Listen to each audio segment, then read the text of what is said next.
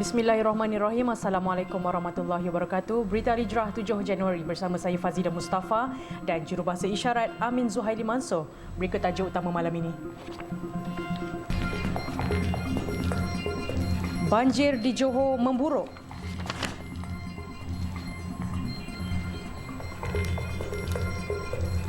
Juga peniaga naik tocang di Taman Tasik Titiwangsa.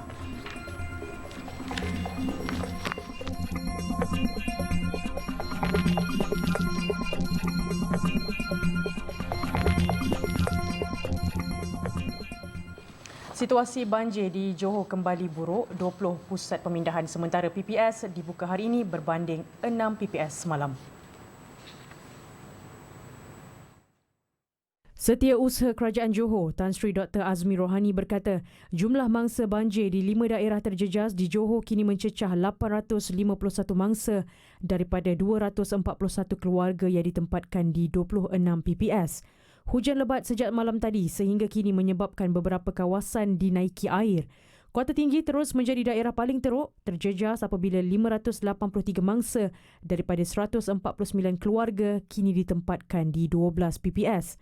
3 PPS dibuka di Kluang menempatkan 197 mangsa daripada 73 keluarga. Kulai, daerah yang baharu terjejas banjir, menempatkan 51 mangsa daripada 14 keluarga di sebuah PPS. Manakala satu PPS yang beroperasi di Segamat kekal menempatkan 20 orang mangsa daripada 5 keluarga. Sementara itu, terdapat 12 jalan di Kota Tinggi yang terjejas banjir akibat dinaiki air. 4 laluan ditutup untuk semua jenis kenderaan, manakala 8 lagi hanya dibuka bagi laluan kenderaan berat sahaja. 7 sungai di negeri Johor juga dilaporkan sudah melepasi paras bahaya setakat jam 4 petang tadi.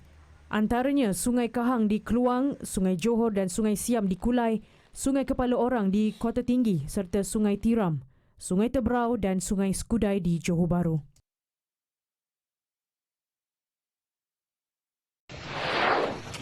Seorang wanita berdepan detik cemas apabila kereta yang dipandunya dihanyutkan arus deras setelah terjatuh ke dalam longkang besar. Kemudian seorang lelaki bertindak terjun menyelamatkan wanita tersebut agar berpaut pada kereta. Kejadian berlaku di Jalan Bukit Samsu, Kota Tinggi, Mersing.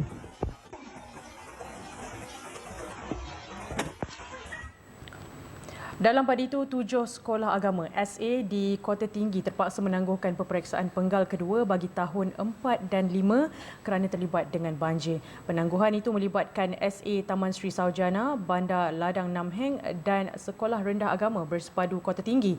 Ini termasuk SA Rantau Panjang, SA Teluk Mahkota dan SA Taman Kota Jaya. Bagi SA Taman Sri Saujana, penangguhan dibuat ekoran ramai guru-guru terlibat banjir yang tidak dapat melepasi ke sekolah. Menurut Esko Pendidikan Johor, mana-mana sekolah yang terjejas akibat banjir ataupun menjadi PPS dibenarkan untuk beri cuti dan tangguh peperiksaan. Banjir yang melanda Felda Chini Timur 3 semalam disifatkan sebagai paling buruk pernah berlaku di kawasan berkenaan. 63 daripada 15 keluarga terpaksa ditempatkan di 2 PPS di Chini Pekan pada jam 9 malam tadi. Polis Pekan memberitahu hujan lebat berterusan sejak petang semalam mengakibatkan limpahan air Sungai Pahang dan beberapa kawasan di Felda ditenggelami air. 46 mangsa daripada 12 keluarga ditempatkan di PPS Dewan Felda Chini Timur 3, manakala di PPS kedua di Dewan Semai Bakti Chini 1 pula terdapat 17 mangsa daripada 3 keluarga. Sementara itu, Jabatan Meteorologi Malaysia, Met Malaysia, mengeluarkan amaran hujan berterusan tahap buruk sehingga hari ini di Pekan dan Rompin, manakala amaran hujan berterusan tahap waspada bagi kawasan Kuantan. Pengunjung Taman Tasik Titiwangsa terpaksa berebut parkir kereta dengan penjaja tepi jalan. Tinjauan kru Berita Hijrah siang tadi mendapati masih ada lagi peniaga kecil yang memenuhi bahu jalan meskipun telah disita Dewan Bandaraya Kuala Lumpur di BKL pada Jumaat.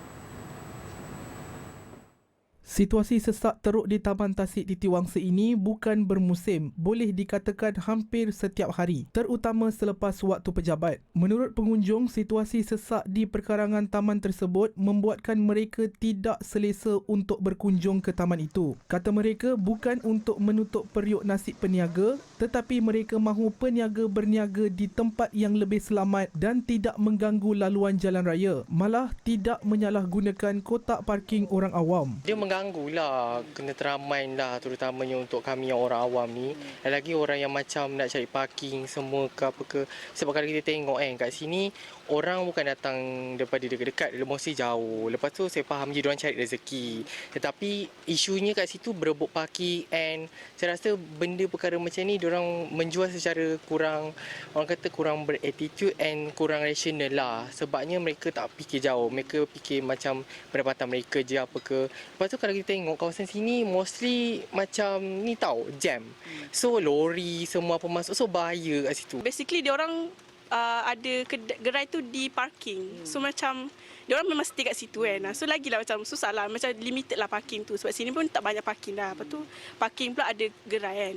Seorang lagi pengunjung, Nur Atira Atika, meluahkan rasa kesal dengan tindakan peniaga. Dia yang datang dari Negeri Sembilan semata-mata untuk menikmati pemandangan Taman Tasik Titiwangsa berasa hampa. Laluan pejalan kaki ke kawasan rekreasi juga dilihat semakin sempit dan berbahaya kepada pengunjung. Saya ni datang daripada jauh tau. Macam expectation tu macam lebih tinggi lah. Macam okey, tempat macam ni maybe senang nak cari pagi. Sebab ni kan macam tempat awam kan. Orang pun kenal. Orang datang jauh-jauh macam, oh aku nak datang sini lah. Sini sebab macam banyak lah macam tempat yang terdekat, cantik pula tu kan. Tapi expectation bila sampai-sampai macam, alamak susah pula nak cari parking. Sebab expectation kita tinggi tau. Macam, oh sebenarnya mesti senang nak cari parking ni. Tapi bila sampai-sampai, susah je nak cari parking. Tapi parking tu bukan dipenuhi oleh kereta, tapi dipenuhi oleh penjual. Orang yang menjual barang. So macam susah lah untuk kita nak parking kereta semua. Terdahulu, Dewan Bandaraya Kuala Lumpur DBKL menerusi Jabatan Penguatkuasaan dengan kerjasama Pejabat Cawangan Setiawangsa melaksanakan tindakan khas aktiviti perniagaan di sekitar kawasan Jalan Kuantan dan Jalan Tembeling Taman Tasik Titiwangsa Kuala Lumpur bermula jam 10 malam pada Jumaat 5 Januari. Walaupun tindakan berkenaan telah dilakukan, masih ada peniaga yang berdegil menjaja di kawasan berkenaan. Laporan Abdul Rahman Kunyu untuk Berita Al-Hijrah. Kehadiran warga asing di Jalan Silang dekat Ibu Negara berkurangan sebanyak 70%. Situasi itu berlaku susulan operasi gempur pasukan gerakan ARM dan penguat kuasa Dewan Bandaraya Kuala Lumpur di BKL baru-baru ini. Rata-rata orang awam yang ditemui kru Berita Al-Hijrah berharap operasi seumpama itu dapat dilakukan secara konsisten bagi mengawal kehadiran warga asing yang membanjiri pusat-pusat tumpuan. Wartawan Harizah Faisal ada butirannya.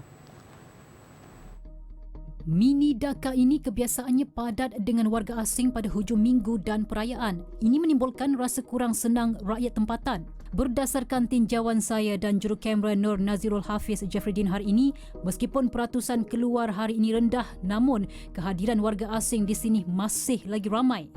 Bukan di Dhaka tapi masih di Malaysia. Ini merupakan situasi terkini di ibu kota yang mana kawasan seperti ini menjadi tumpuan warga asing seperti Bangladesh, Nepal dan juga Myanmar. Dan menurut rakyat Malaysia yang berada di sekitar kawasan ini, sekurang-kurangnya 70% sudah pun berkurang selepas beberapa operasi dibuat di kawasan ini. Dan bayangkan sebelum berlakunya operasi, mereka ini ibarat cendawan tumbuh selepas hujan. Menurut seorang pemandu teksi Muhammad Nasir Abdullah, 55 tahun yang sudah 20 tahun mencari rezeki di kawasan itu berkata, saban tahun peningkatan jumlah warga asing sebelum ini boleh melebihi 100%. Tambahnya, tidak kira mempunyai dokumen sah atau tidak, kepadatan mereka turut menjejaskan kebersihan di kawasan itu. Pergaduhan juga sering berlaku di kalangan mereka sendiri sehingga menyebabkan gangguan lalu lintas. Dia memang bertambah. Sebab dia orang ni, Bangladesh ni, dia orang biasa dia orang akan buka kedai. Ni baru di Jalan Silang, belum kita pergi Jalan Nagasari lagi, belakang Istana Hotel tu kan. Jalan Abraham dekat apa? Dekat TRX tu. Semua kedai-kedai Bangla macam. Dia akan ramai. Kita macam eloklah apa pihak pemerintah buat operasi macam ni kan. Kadang-kadang dia menyusahkan orang ramai lah. Sementara itu, orang ramai berkata jika kehadiran mereka dapat dikawal melalui operasi gempur yang konsisten, ia dapat memberi peluang kepada rakyat tempatan untuk melakukan aktiviti sosial dan ekonomi seperti biasa tanpa rasa bimbang dan tidak selesa, sekaligus mengurangkan kes-kes jenayah membabitkan golongan itu selain dapat mengekalkan kebersihan. Bila dah berkurangnya warga asing dekat kawasan tumpuan ramai ni, kita sebagai rakyat Malaysia sendiri, kita akan rasa lebih selamat lah dan selesa untuk kita membeli belah, berjalan ke bawah anak kan. Mungkin kerajaan boleh memperbanyakkan lagi operasi, especially untuk menapis pendatang-pendatang asing yang tiada dokumen lengkap. Operasi ini bagus sebab kita kena memeteras ya supaya mengurangkan. Jadi apabila bagasi ini kurang, jadi orang tempatan akan diberi peluang untuk macam bekerja dan selamat. 4 Januari lalu, Jalan Silang atau Mini Dhaka sekali lagi digempur dengan tindakan sita serta kompaun dikenakan ke atas peniaga dan penjaja termasuk membabitkan warga asing. Operasi membabitkan 300 anggota dan pegawai penguatkuasa Dewan Bandaraya Kuala Lumpur di BKL yang turut tertumpu di sekitar Masjid India dan Jalan Petaling. Tindakan khas itu membabitkan pemeriksaan 110 aktiviti premis perniagaan, penjaja, halangan kaki 5, pengendali atau pembantu warga asing, gerai tanpa lesen, halangan lalu lintas, kekotoran dan lain-lain kesalahan am yang berlaku. Laporan Khadijah Faisal untuk Berita Al-Hijrah.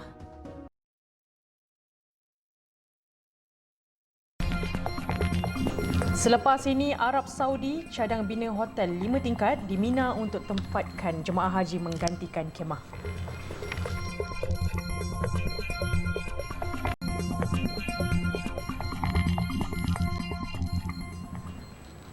Pemandu Pro 2 Kembara yang menghalang sebuah ambulans di kilometer 6 Jalan Kuching Sri Aman kemarin telah diambil tindakan. Ketua Polis Sri Aman, Deputy Superintendent Matthew Menggi berkata pemandu itu dikenakan tindakan mengikut kaedah 9, kaedah lalu lintas 166 Palang 59 iaitu kesalahan tidak beri laluan kepada ambulans. Sebelum ini tular sebuah video berdurasi 53 saat di media sosial tindakan seorang pemandu Pro 2 Kembara yang menghalang laluan sebuah ambulans di Sri Aman. Difahamkan menerusi kenyataan dalam video berkenaan, seorang pesakit meninggal dunia dalam perjalanan ke hospital gara-gara sikap pentingkan diri seorang pemandu yang tidak memberi laluan kepada sebuah ambulans di Sri Aman. Ia sekaligus mendatangkan kemarahan netizen kerana ambulans berkenaan sudah lama membunyikan siren kecemasan tetapi pemandu Pro 2 Kembara itu tetap tidak menukar laluannya. Dan hari ini tampil pula kenyataan dari anak pemandu bahawa bapanya mengalami masalah pendengaran kronik namun mendapat kritikan netizen. Pihak polis masih menunggu keputusan bedah siasat terhadap mayat yang ditemukan di pantai Rantau Abang Dungun semalam.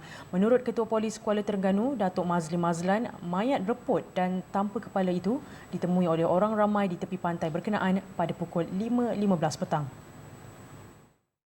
Katanya mayat yang identitinya masih belum dikenal pasti itu dipercayai seorang lelaki dan telah dihanyutkan arus sebelum dipukul ombak sehingga naik ke daratan. Berkenaan dengan, tadi dia tanya berkenaan dengan satu penemuan mayat di pantai Rantau Abang.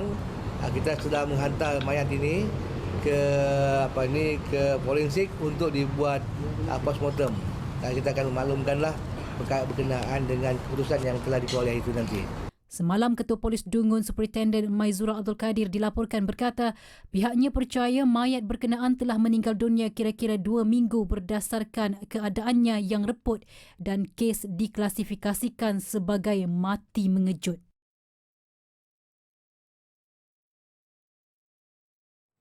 Kerajaan Arab Saudi sedang membina beberapa hotel 5 tingkat di Mina untuk menempatkan jemaah haji menggantikan kemah. Langkah percubaan berkenaan dijangka bermula bagi musim haji 1445 Hijrah. Menurut Menteri di Jabatan Perdana Menteri, Datuk Dr. Muhammad Naim Mohtar, tindakan itu dilakukan untuk memberi keselesaan dan kemudahan kepada jemaah haji. Laporan lanjut bersama wartawan Nur Hashimah Ismail yang kini berada di Arab Saudi. Jelas Datuk Dr. Muhammad Naim, sekiranya konsep penginapan di Mina ini berjaya, Ia berkemungkinan akan diperluaskan di lokasi sekitar operasi masyair. Dan tabung haji katanya perlu mengambil peluang berkenaan bagi keselesaan jemaah haji negara. InsyaAllah saya yakin dan tabung haji juga kita yakin apabila hotel-hotel ini diperluaskan lagi, maka ia akan memberikan kebaikan kepada jemaah haji Malaysia pada masa-masa yang akan datang. Beliau berkata demikian kepada kru Berita Al-Hijrah di Makkah Al-Mukarramah selepas melakukan lawatan ke Mina bersama pengurusan tertinggi tabung haji, termasuk pengurusinya Tan Sri Abdul Rashid Hussein dan Ketua Pegawai Eksekutif TH Said Hamadah Said Osman.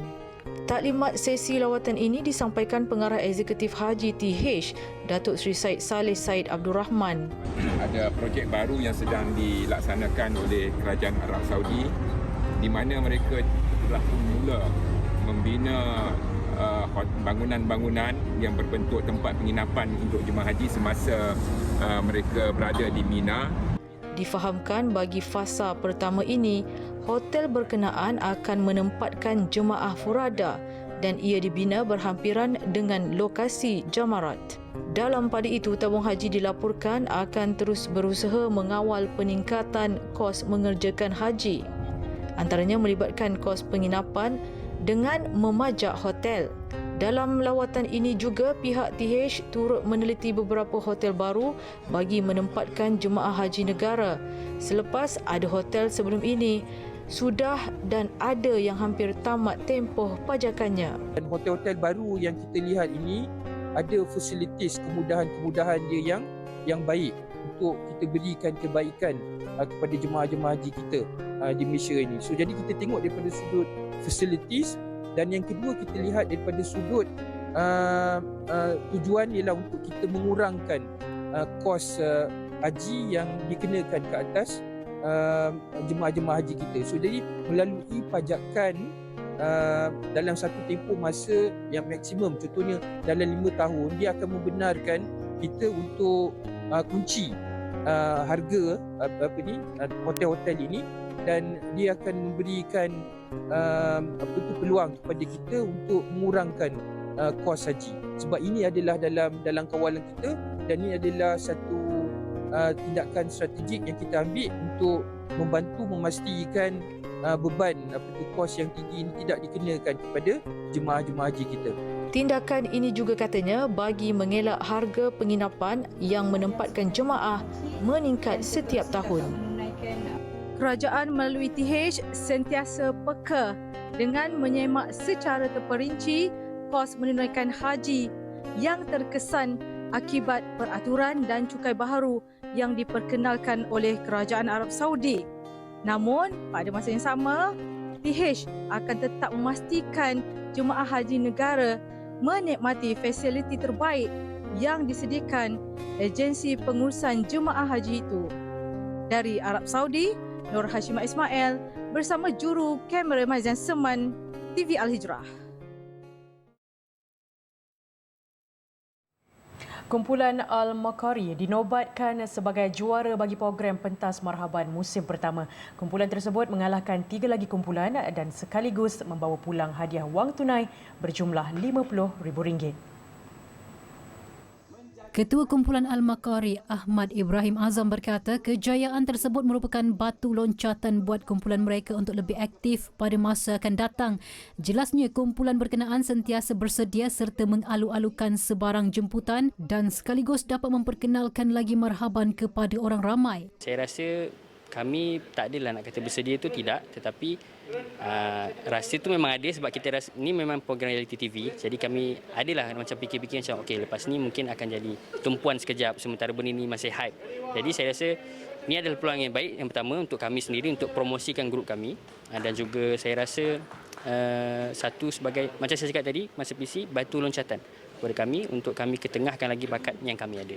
Naib juara pula berjaya dirangkul kumpulan Kolbun Hadi dan membawa pulang hadiah wang tunai berjumlah RM25,000 serta sebuah trofi sumbangan TV Al-Hijrah, manakala kumpulan Al-Muhtadin dan Raudatul Ashwaq meraih hadiah sagu hati serta membawa pulang hadiah wang tunai RM10,000. Sementara itu, Ketua Pegawai Operasi TV Al-Hijrah, Nazariah Mohamad berpuas hati dengan sambutan penonton untuk program Pentas Marhaban sejak minggu pertama, sekaligus memberi bayangan pentas marhaban musim kedua. InsyaAllah kita akan tengok dari segi kalau ada penajaan, dan juga kita akan kaji jugalah dari segi mungkin tambah baik dari segi persembahan ataupun konsep. So insyaAllah kita akan pertimbangkan untuk musim kedua nanti. Tunggu. Sebanyak 12 kumpulan bertanding dalam pentas marhaban musim pertama. Ia menampilkan Asni Mansor dan Zul Hafiz atau lebih dikenali sebagai Along Gambus sebagai juri tetap dan seorang juri jemputan.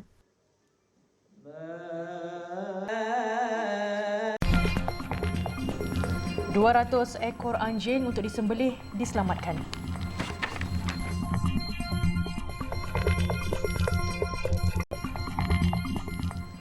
Alhamdulillah bertemu kembali. Penduduk Palestin terpaksa mengebumikan semula jenazah yang digali keluar oleh rejim Zionis dari tanah perkuburan di kejiranan Al-Tufah di Bandar Gaza.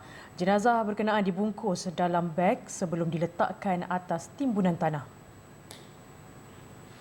Mayat-mayat berkenaan ditanam semula selepas ia digali keluar ketika operasi darat tentera Israel terhadap pejuang Hamas. Jenazah berselerakan di sekeliling kubur. Tentera Israel turut dilaporkan menggilis mayat berkenaan menggunakan jentolak. Menurut penduduk, mereka terkejut melihat mayat-mayat tersebut digali semula secara kasar. Beberapa hari lalu, tentera Israel dilapor memusnahkan lebih 1,000 perkuburan selain dikatakan mencuri 150 mayat pejuang syahid yang baru dikebumikan. Sehingga kini, 22,722 penduduk Palestin terbunuh sejak Israel melancarkan serangan ke atas Gaza sejak 7 Oktober lalu.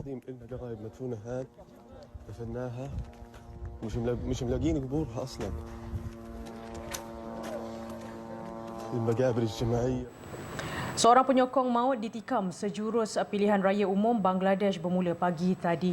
Mangsa didakwa diserang oleh penyokong parti lawan. Mangsa dilapor diserang oleh penyokong calon bebas yang menikamnya menggunakan senjata tajam. Kira-kira jam 9.45 pagi waktu tempatan menyebabkan mangsa meninggal dunia serta-merta. Polis bergegas ke tempat kejadian dan mengawal keadaan. Sementara itu di Chattogram, iaitu bandar kedua terbesar di Bangladesh, menyaksikan pertempuran antara polis dan anggota Parti Nasionalis Bangladesh BNP. Perbalahan bermula apabila sekurang-kurangnya 20 hingga 25 anggota BNP cuba membawa keluar perarakan untuk menguatkuasakan harta mereka selama 48 jam di bandar pelabuhan. Media tempatan juga melaporkan seorang pemimpin dari Parti Liga Awami tempatan di wilayah Munshiganj ditemui mati dengan kesan tikaman di belakang kepalanya berhampiran pusat pengundian tempatan kira-kira 1,5 jam selepas pengundian bermula.